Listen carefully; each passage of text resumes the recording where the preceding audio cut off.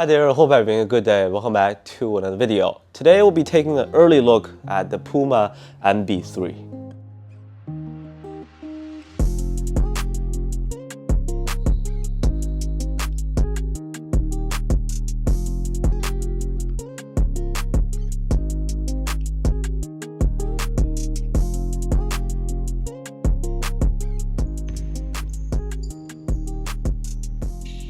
So this is LaMelo Ball's third signature shoe with Puma now. Retail price should be set at 130 or 140 US dollars for this colorway. They might have raised the price by 10 bucks. I believe the official release date is set to be October 6th if you're in North America. I gotta say this straight up, I was very excited for these, like from the online images, mostly because of that foamy collar that wraps around the heel. However, I was also fairly disappointed with the way it turned out. I mean, it's not bad, but I was expecting something similar to what we had on like Under Armour's Jet 21. Unfortunately, it's just nowhere near as plush. How is the MB.03 overall? Is it better or worse compared to the previous two versions? Let's get right into it. Here's the box that they come in. Similar to the MB.1 and 2, a small window on top with those scratch marks this time. There's Milo, his slogan now from here, and Rare printed on there. One of the better looking boxes, presentation wise.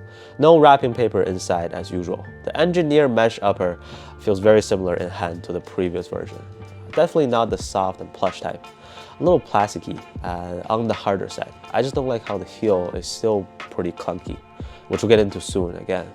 This colorway is done in collaboration with LaMelo's own fashion brand, but it's clearly a continuation of the most popular color theme. They did it on the left shoe of the Rick and Morty MB.1 and also the MB.2 slime colorway. The light green really pops on the court. Lots of slime-inspired designs and details on the midsole. Scratch marks all over the upper. Tech-wise, they're continuing with Nitrofoam or nitro-infused midsole. On the outsole, rear is split into each shoe, and I'll tell you now, dust pickup remains to be an issue. And this is not a flexible shoe. Almost doesn't bend at all, even if I put a lot of force to it. And weight is on the heavier side, coming in at about 470 grams for size 10.5. MB.2, they reduced weight a little bit. Now it went back up. As to how the MB.03 performs on the court, cushioning remains to be the same on feet. If I have to compare and pick out differences, this version feels a little bit softer underneath, especially in the heel when you press down. So that's a positive part, I guess. They're not the super bouncy type, but impact protection is very good. Now, they will take some time to break in, but it's not difficult to break in. With the traction, it's still at the exact same level of performance as the previous two versions.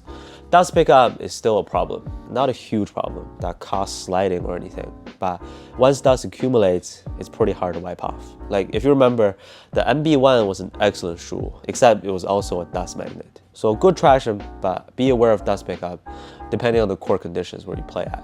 Fit is true to size. I do know that some people choose to size up with the MB series. Here you can as well, but for me, I've tried both options and true to size just feels more secure while also not being too tight and snug.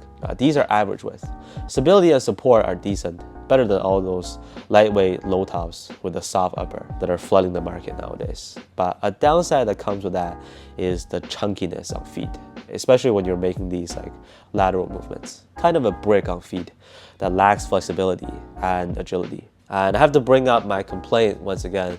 With the foam-like padding thing at the back, nothing has changed really. Puma gives you the same type of heel that almost feels like they stuffed some cardboard in there. This is on the MB.1, MB.2, Stewie 2, TRC Blaze Court, you name it, but not on the All Pro Nitro, which is partly why I think the All Pro Nitro is the best Puma hoop shoe available as of now. Overall, if you really enjoy the MB.1 and MB.2, I think you'll like these as well. But not much has changed performance-wise, just slightly better heel compression. But having no significant change or improvement is a little bit of a disappointment to me, especially now that this is the third shoe of the line. Design is super dope though. They also made like a MB.3 slide. I don't know about those. Also, some of those NFT colorways are going for like 175 bucks, like $40 more. Nasty. If I was to pick only one out of the line, it's still the MB.1 for me. But let me know how you feel about these down in the comments. Are you excited for the release, or do you think it's time for Puma to change things up? Thank you so much for watching, and I'll see you on the next one.